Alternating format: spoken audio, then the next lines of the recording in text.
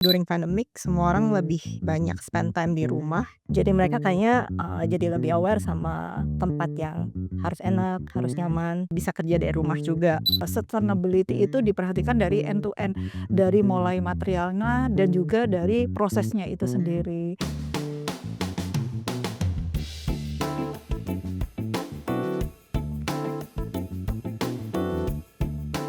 Thank you for joining us again di Habitus Podcast. Episode 101 ini, something is very special, something is brewing, and biasanya kita podcastnya di Habitus Studio, tapi kali ini karena angkanya bagus 101 dan kebetulan tamu-tamu kita hari ini juga spesial-spesial dari Fatmawati. Ya, jadi it's only right if we do it here in Fatmawati dengan tamu spesial hari ini. Untuk yang from ini bukan yang baru lagi.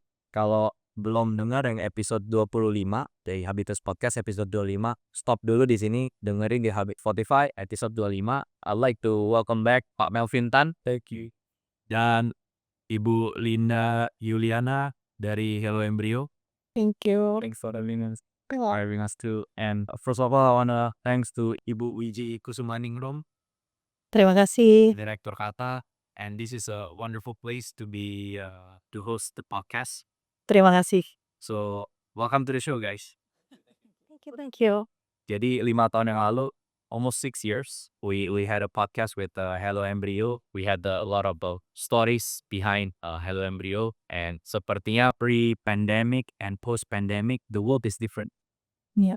Looking back, I think we're a bit too naive, yeah. Didn't know that pandemic was coming. I was listening to it again. Wow, everything was so bright and positive. Yeah, I agree. So what do you think changes between pre-pandemic and post-pandemic? Let's say in architecture or design. We can start with Melvin first.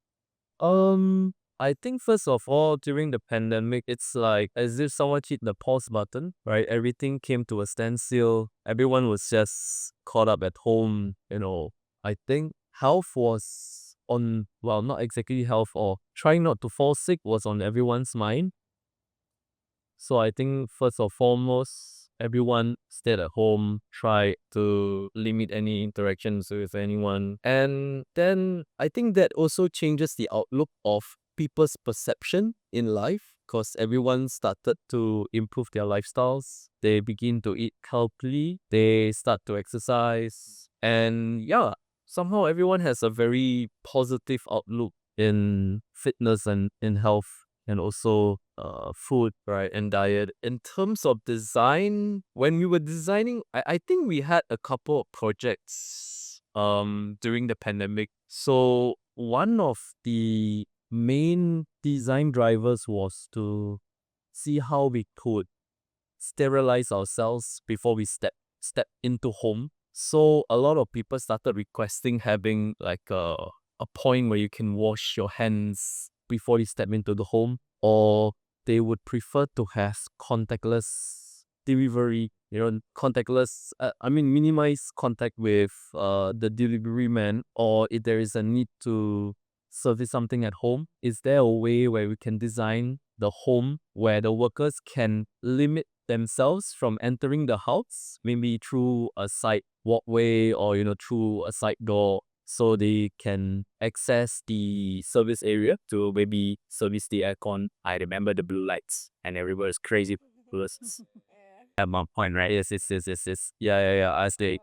I even had a client who filled like a incubator, blue lights, and then every time when people start sending stuff over, they will just put it into this incubator thing, and then they turn it on, let it sit there for a while. Crazy kind. Yeah. Very crazy. Yeah, it was. I don't think anyone expected us to go through a pandemic during our lifetime. First, we always read about it. So yeah, that was quite an eye opener. Yeah, everyone. I remember when everybody was really got into like taking care of their health. I was gaining a lot of weight. Dan nggak kemana-mana. Yeah, because you just stay home, do nothing.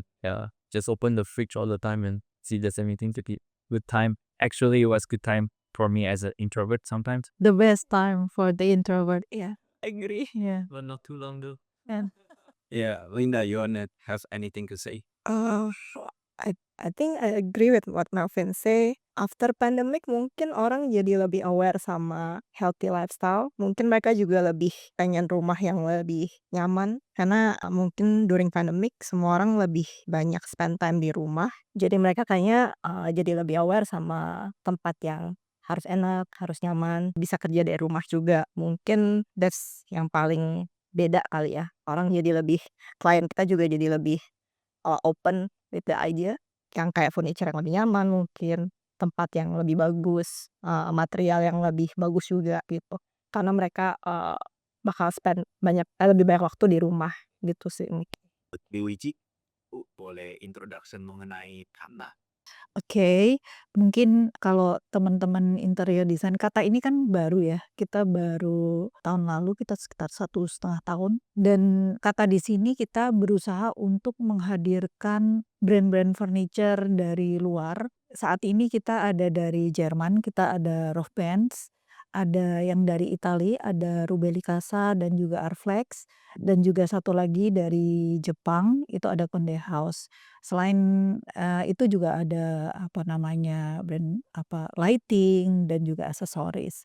Dan sebenarnya kata itu hadir untuk, menjawab kebutuhan teman-teman interior design, yang mungkin sebelumnya di sini kan sudah banyak ya showroom furniture high end juga, dan kita berusaha untuk menghadirkan another choice. Kan kalau bagi teman-teman interior design kan semakin banyak pilihan, semakin oke, ya kan? Jadi dari segi desain dan lain-lain mungkin, oh di showroom ini ada yang nggak cocok nih, bisa ke yang lain. Jadi kita berusaha untuk memberikan pilihan, dan memang dari awal kita berusaha untuk menjadi partner dari teman-teman interior design dan juga arsitek. Awalnya seperti itu, dan juga kalau mungkin related dari apa yang disampaikan tadi sebelumnya, kita juga sadar setelah post pandemic itu kecenderungan customer sendiri itu lebih mindful, jadi mindful luxury consumption. Jadi mereka itu lebih melihat furniture itu bukan hanya melihat hanya dari segi desain, tapi udah mulai berpikir dari quality-nya dan juga membuat furniture ini as the investment. Jadi, "Oh, aku beli furniture ini nggak apa-apa memang harganya itu, lebih mahal tapi will be long last." Itu sih sebenarnya yang kita berusaha untuk lakukan saat ini. Nah, ini ada pertanyaan untuk Kakak dan juga buat Hello Embryo. Is there any consumer behavior changes pre-pandemic and post-pandemic, and how does that affect? Is there any sustainability aspect related to that? Boleh silakan saya mau jawab tuh. Kalau dari kata sendiri, kita kan memang dari awal ketika kita mengkurasi produk yang kita bawa, itu kita selalu mengedepankan, jadi dari brand-nya sendiri kita harus tahu, apakah memang brand tersebut itu ada esensinya, apakah dia itu ada nilai-nilai yang mereka itu memang pegang. Salah satunya yang memang menjadi salah satu hal yang kita selalu perhatikan itu tentang si sustainability. Jadi setiap brand yang kita bawa, kita harus lihat dulu nih, apakah dia benar-benar memperhatikan tentang hal itu. Salah satunya mungkin saya boleh bercerita nih tentang Rohbens. Rohbens sendiri kan, mungkin kalau teman-teman lihat kekuatannya itu adalah salah satunya, di teknologinya dan juga dari material yang digunakan. Kalau material yang digunakan di sini untuk leather-nya, Rohben ini, tidak in purpose, apa namanya, just killing the animals, tapi menggunakan leather yang memang sudah, dari penjagalan hewan. Jadi memang waste. Jadi waste leather. Dari leather tersebut, itu pun juga mereka menggunakan teknologi tinggi yang mereka itu bisa men-scanning nih, bagian mana aja. Dan juga dalam satu sofa, sofa ini kan ada bagian dudukan, ada belakangnya, ada bagian bantalnya. Mereka itu ada area-area, oh untuk area yang memang visible mereka jadi ada grade-nya, grade A, B, C gitu. Jadi semua leather yang dari tubuh hewan itu semua itu dipakai. Jadi nggak ada waste-nya sama sekali. Bahkan sampai leather terkecil pun mereka itu tetap digunakan untuk pouch, untuk, boneka kadang-kadang. Jadi memang we are very proud to bring this brand to Indonesia. Minimizing waste and making use every little things to the point that there is no waste get wasted. Yeah, no waste get wasted, right. Yeah. Ngomongin soal perubahan, sekarang kan sustainability is a very important topic in our chain of thoughts and purchasing decision making aspects. Is there any philosophy regarding sustainability or sustainable luxury in terms of your project or design? I mean, for most designers, obviously, we would love to take a more sustainable approach to our design, but many a times we don't have the necessary resources to maybe assess to a wider array of sustainable materials. So there are some approaches that we took for one of our recent projects. One of it was a good initiative from our client. She is a very outdoor loving, adventurous person. So she contributes quite a bit to the environment because for her personally, she likes to buy sustainable clothes. She likes to grow things, like grow crops and vegetables on her own. And she also likes to contribute to society, making donations. That's one.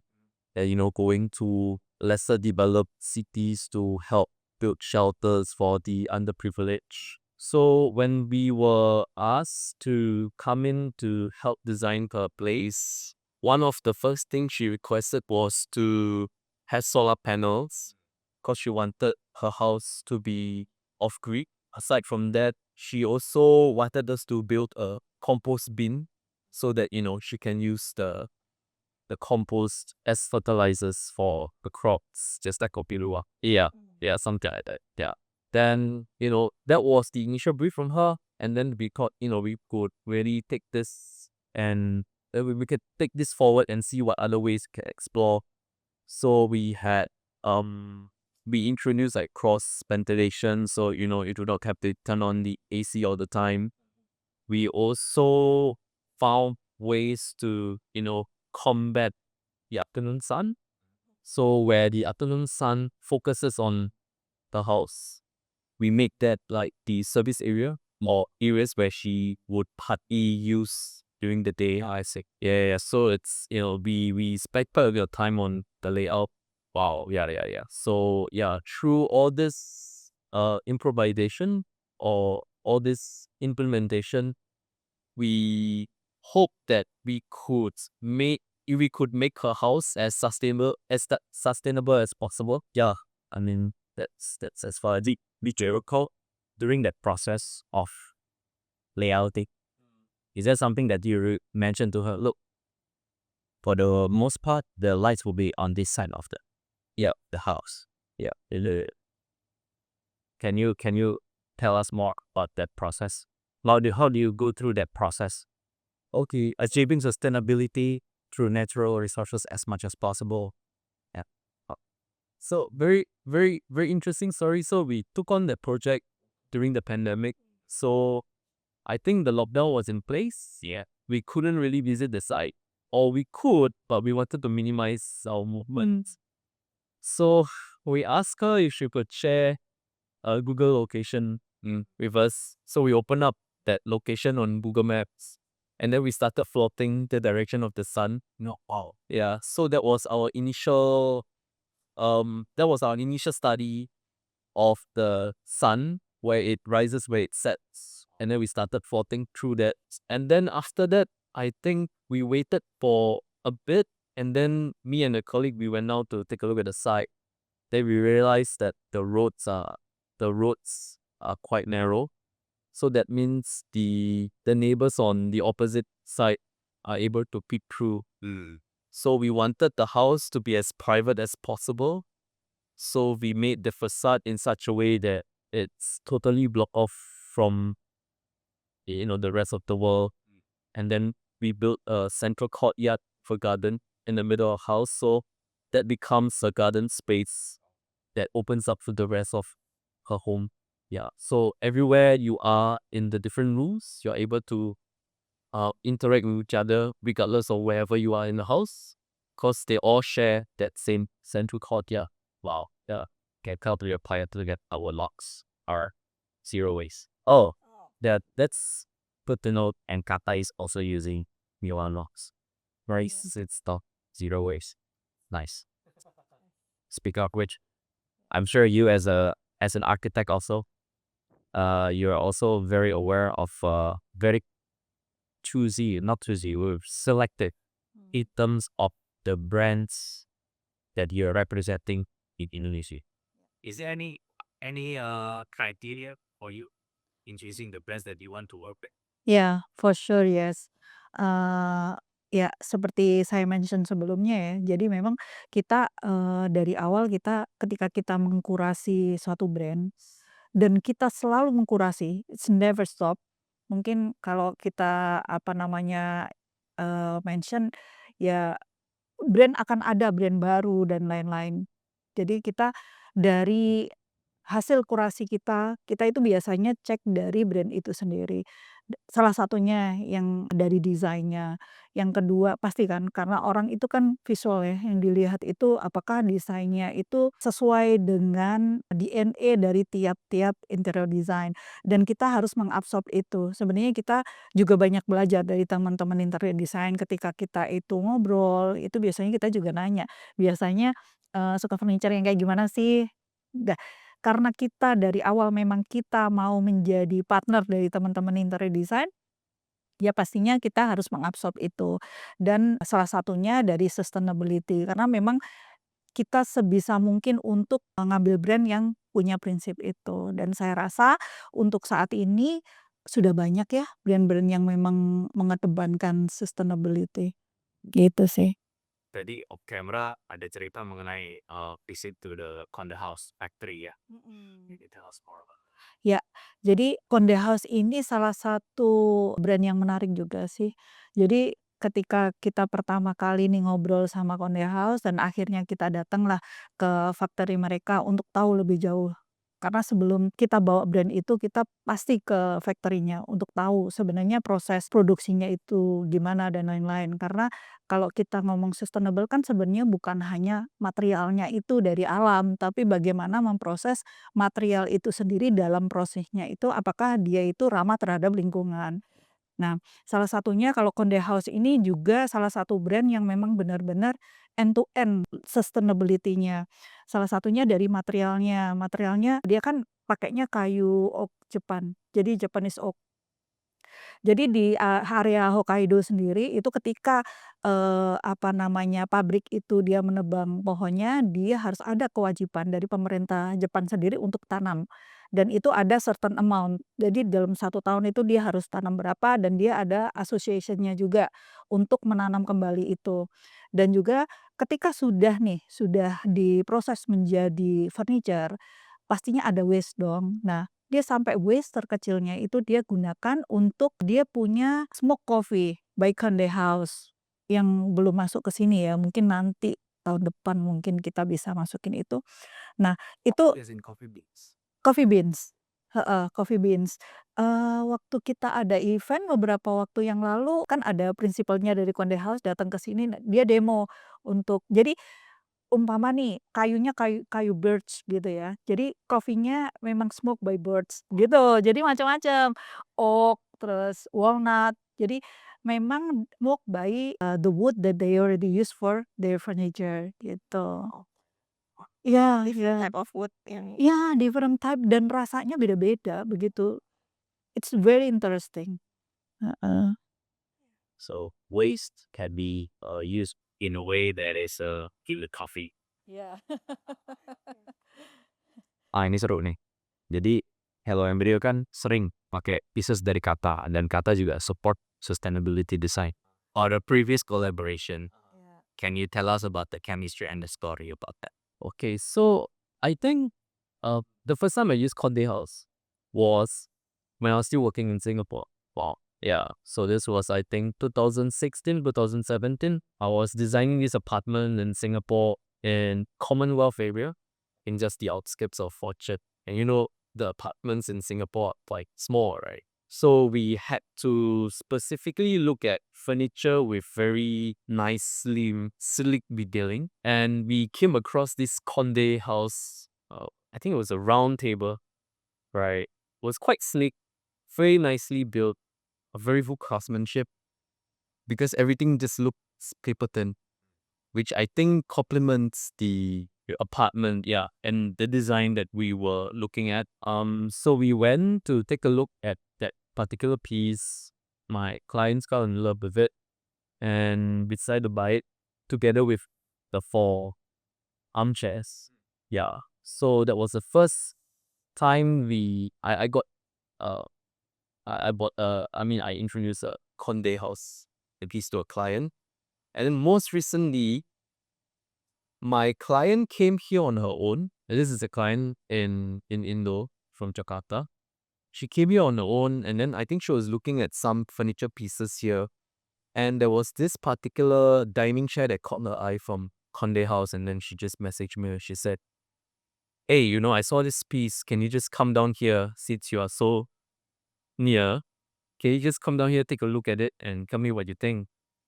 And then shortly after she messaged me, Handy from Qatar messaged me and he said, "Hey, I just met your client here. I think I know Handy. Yeah. Who wants you to take a look at this piece?" I was like, "Oh, okay, I'll just come down." So I came down, take a look at the piece. I thought, it's quite nice because again, Japanese craftsmanship is, another level. Detailing is really nice, really sleek, just like the dining table I I saw in 2016, 2017. So I just messaged my client and said, "Hey, I think this is a nice piece. I think you should buy it for our project together." And then we arranged for another time to come down just to choose the materials, just to choose the type of finishing we want, the type of fabric we want. And then, yeah, that was.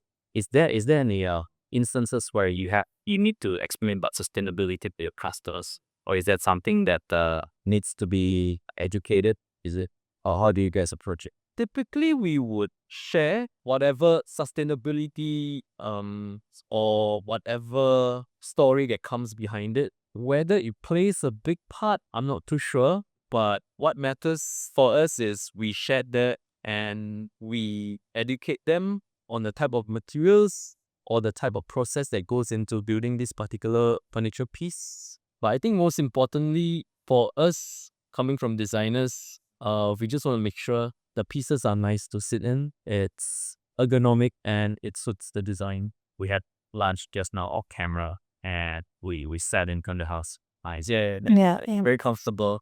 Very ergonomic. I was pleasantly surprised by it, and they had a little support for those who are very ergonomics is important. Yeah. So even though it looks very rigid, Yeah. it's very castle, but then when you sit on it, you realize, oh, it's quite comfortable. And then I think we had lunch for almost 2 hours. Yeah, serasa, Yeah. very comfortable. Even though mine doesn't have any except padding, solid wood, but yeah, Yeah. I don't feel anything. So And of That's it looks good. It looks Yeah. nice. Yeah, that's the plus point of Conde House product as well.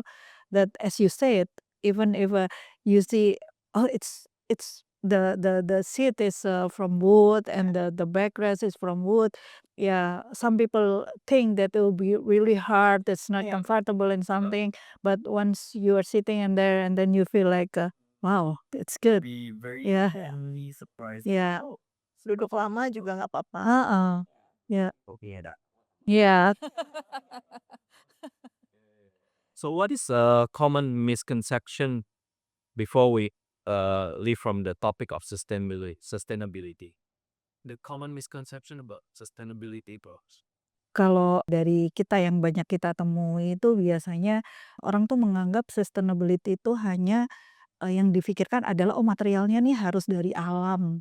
Nah, itu padahal kan sebenarnya tidak seperti itu. Dari pengalaman kita yang bergerak di bisnis ini dan juga banyak mengenal berbagai brand, bahwa sustainability sendiri itu adalah juga bagaimana produk tersebut dalam prosesnya. Jadi artinya bahwa sustainability itu diperhatikan dari end to end, dari mulai materialnya dan juga dari prosesnya itu sendiri. Dan mungkin menarik ya sebenarnya kalau teman-teman interior design yang datang ke kita kan udah pinter-pinter ya, udah ngertilah sustainability dan lain-lain.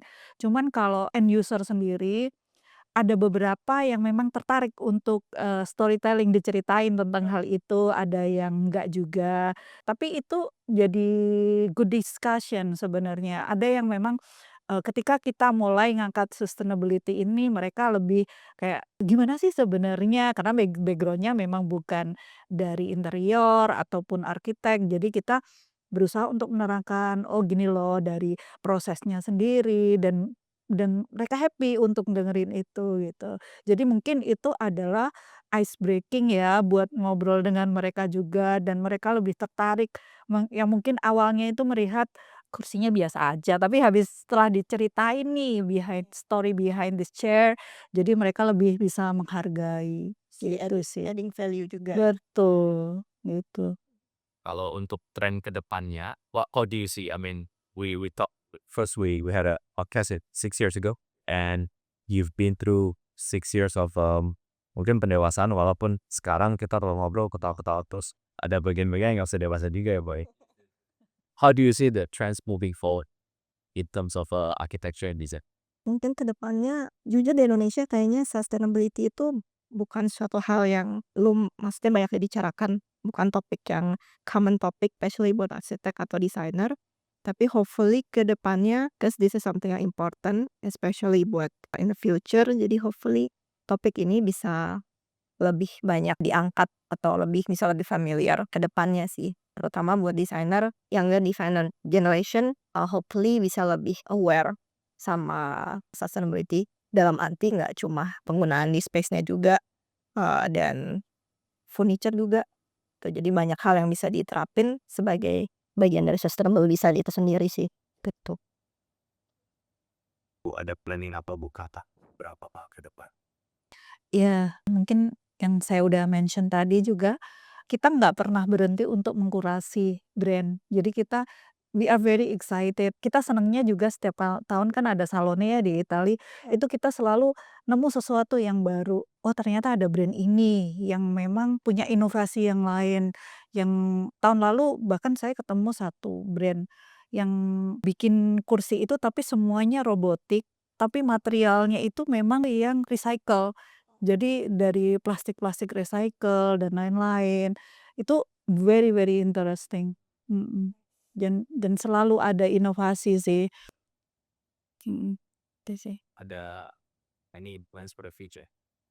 In the near future? Or is there any particular you mentioned some projects that you've done for the past few years that you want to highlight? Opening dressing Bali. Yeah.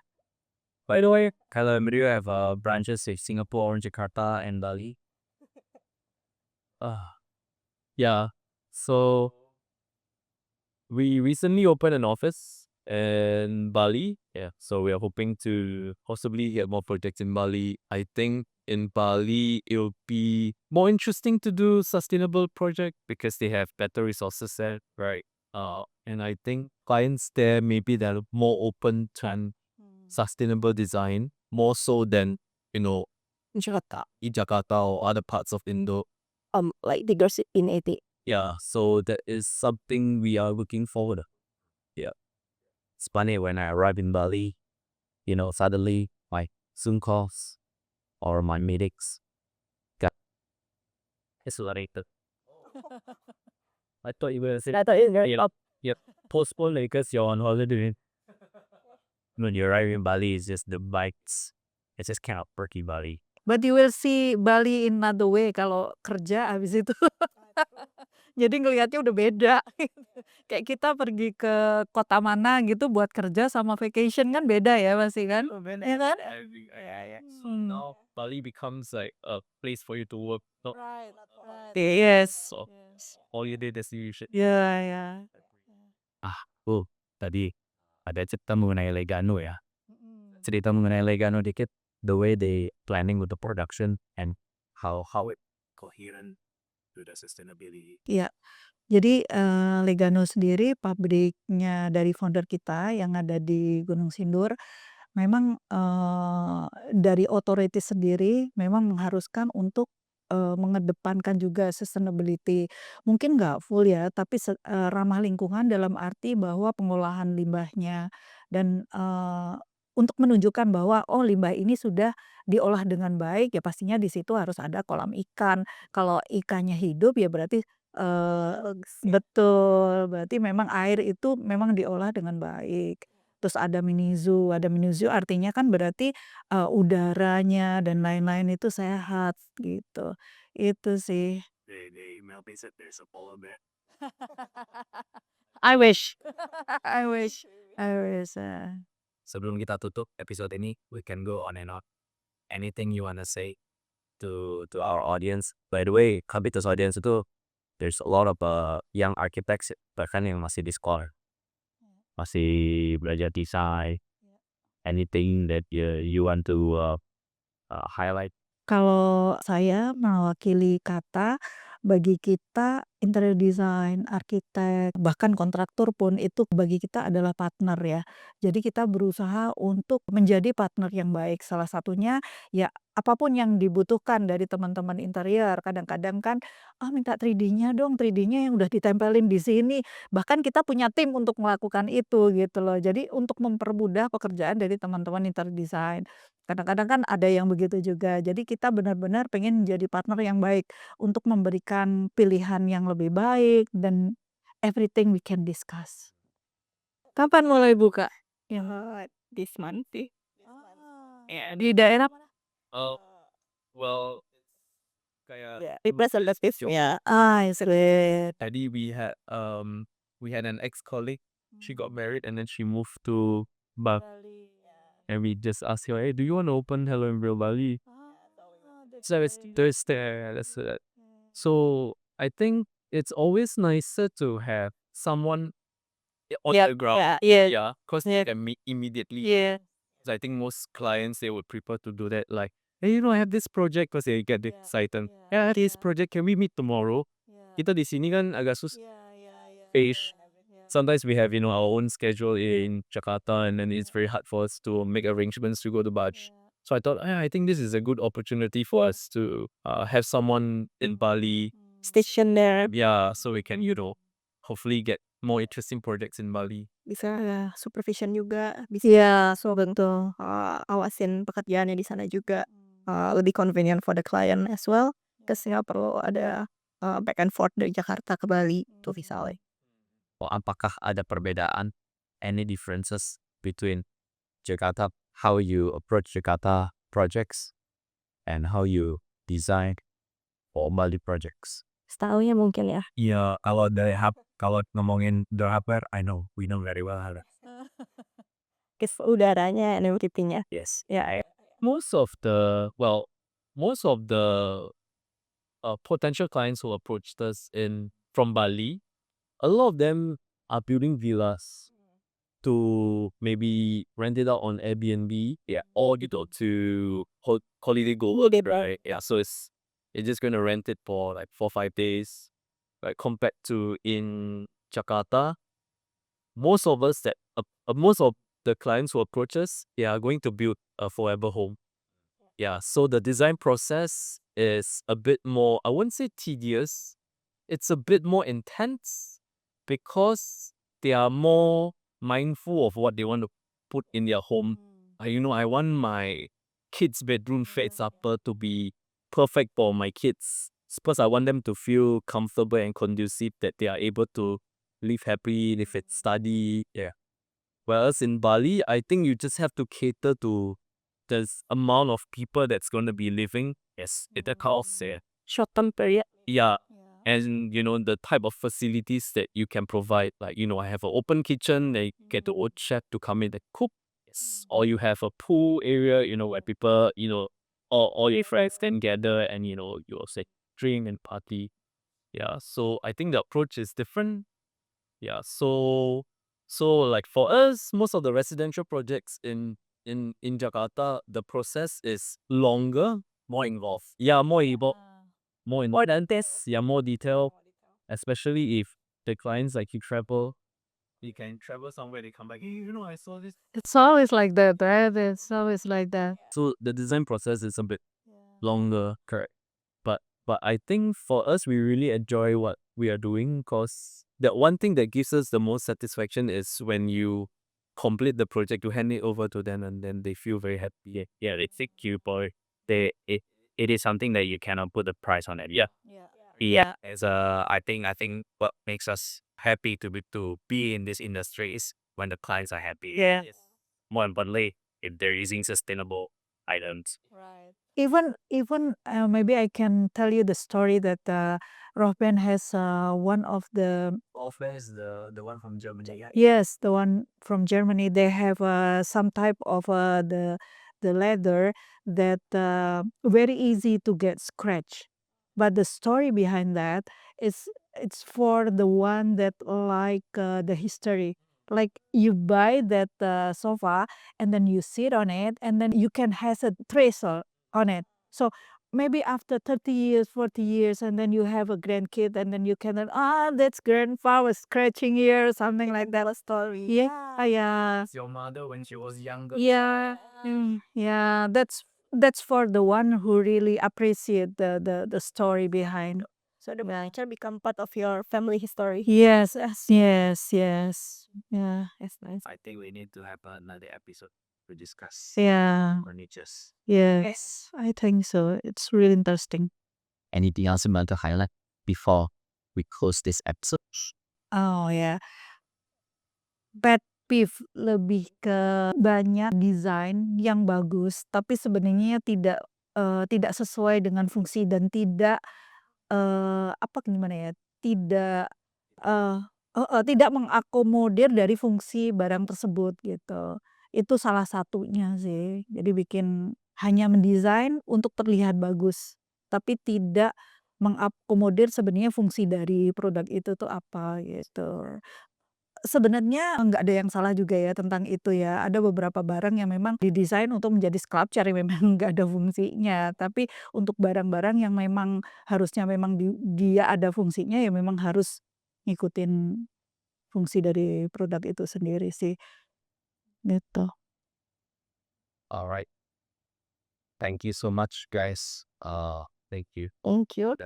Another homecoming to Habitus podcast. And thank Terima kasih. you. Terima kasih udah datang ke Kata. Thank you, Bu, for hosting us. So for information about Hello Embryo and Kata Indonesia, check out in the description. Everything's there. Thank you again, and I'll see you on the next episode.